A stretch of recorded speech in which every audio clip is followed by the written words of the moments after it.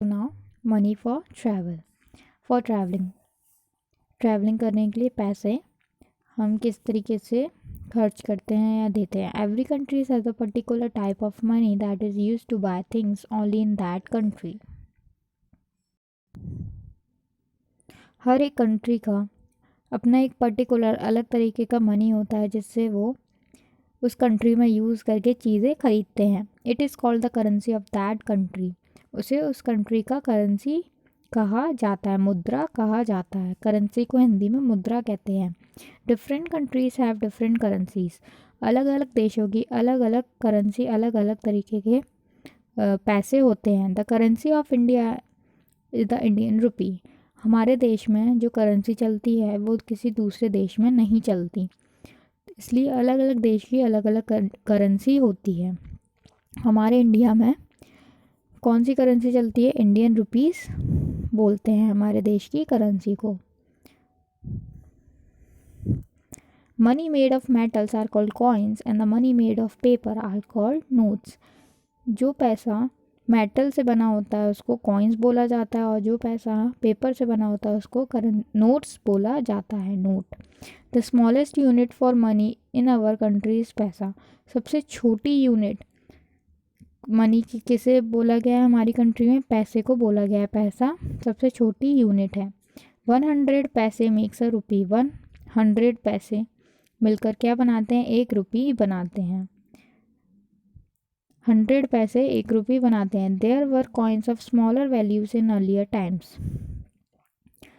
पुराने समय में जो कॉइन्स थे उनके स्मॉलर वैल्यूज हुआ करती थी। कॉइन्स ऑफ 25 पैसे and below were withdrawn from circulation by RBI from 2011।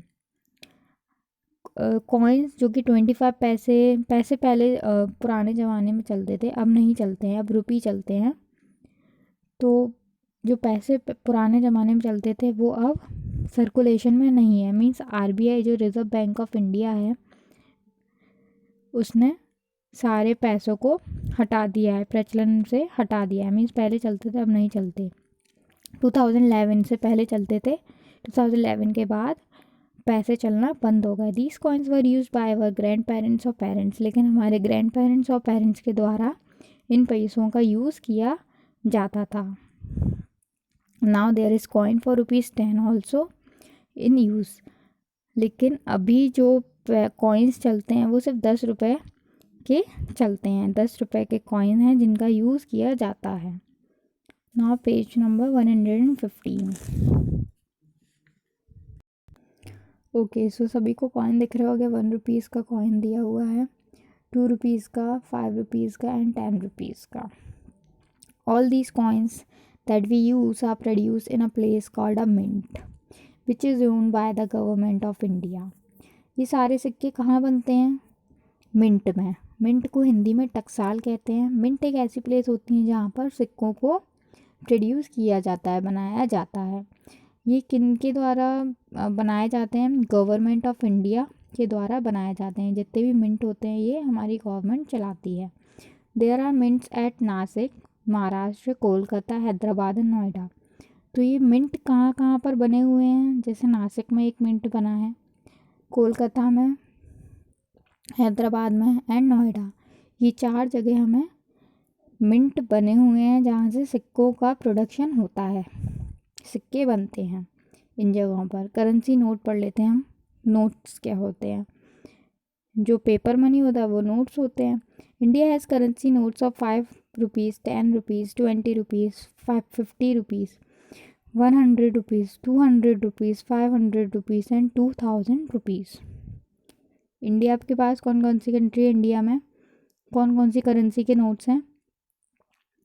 जो करेंसी नोट्स है वो 5 रुपीज़ का है, 10 रुपीज़ का है, 20 रुपीज़ का है, 50 रुपीज़ का है, 100 रुपीज़ का है, 200 रुपीज़ का है, 500 रुपीज़ का है, 2000 रुपीज़ का है। Okay, notes of 1 rupees, 2 rupees and 5 rupees are comparatively less in circulation as coins for the same are now in circulation. जो नोट है, जैसे 1 रुपी का नोट है, 2 रुपीज़ का नोट है, 5 रुपीज़ का नोट है, वो कम देखने को मिलते हैं क्योंकि अब ये नोट कम चलते हैं। इनकी जगह सबसे ज़्यादा किसका यूज़ होता है, कॉइन्स का यूज़ होता है। जैसे 1 रुपीज़ का कॉइन दिख जाएगा, 2 का कॉइन दिख जाएगा, 5 का दिख जाएगा, लेकिन हमें नोट बहुत ही कम देखने को मिलते हैं। इस तरीके से होते हैं 1 रुपीज़ का, 2 रुपीज़ का एंड 5 रुपीज़ का कॉइन नोट।